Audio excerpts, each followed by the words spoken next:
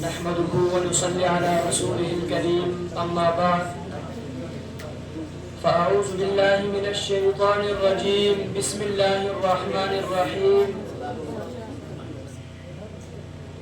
يا أيها الذين آمنوا إنما الخمر والميسر والأنصاب والأزلام رجس من عمل الشيطان فاجتنبوه لعلكم تفلحون صدق الله العظيم.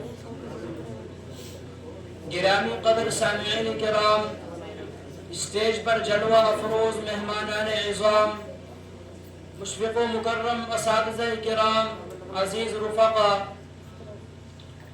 آج کی اس باوقار اجلاس میں جس موضوع پر لب کشائی کی جسارت کر رہا ہوں وہ شراب نوشی کی حرمت ہے.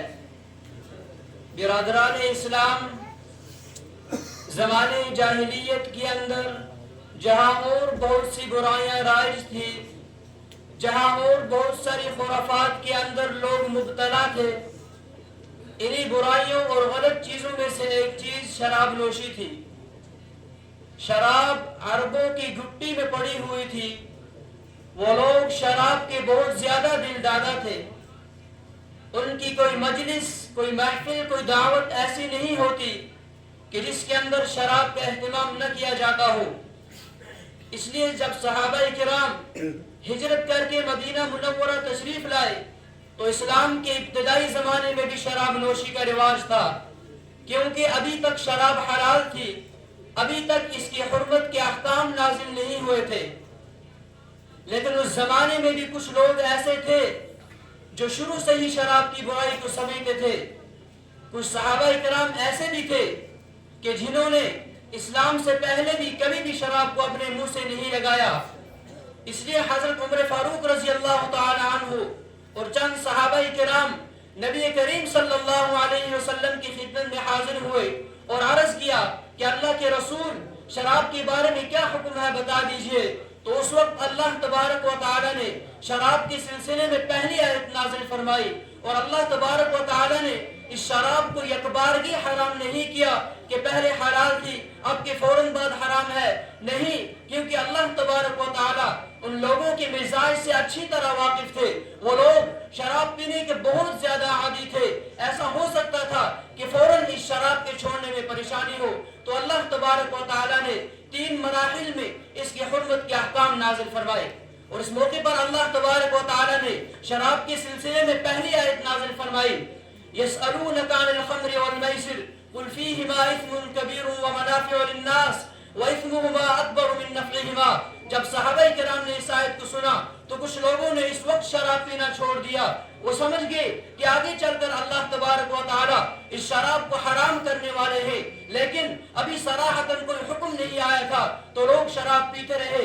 یہاں تک کہ ایک موقع آیا کہ حضرت عبد الرحمن بن عوف نے چند صحابہ کرام کی دعوت کی. دعوت کا کھانا کھانے کے بعد شراب کا اہتمام کیا گیا. شراب پینے کے بعد مغرب کی نماز کا وقت آیا.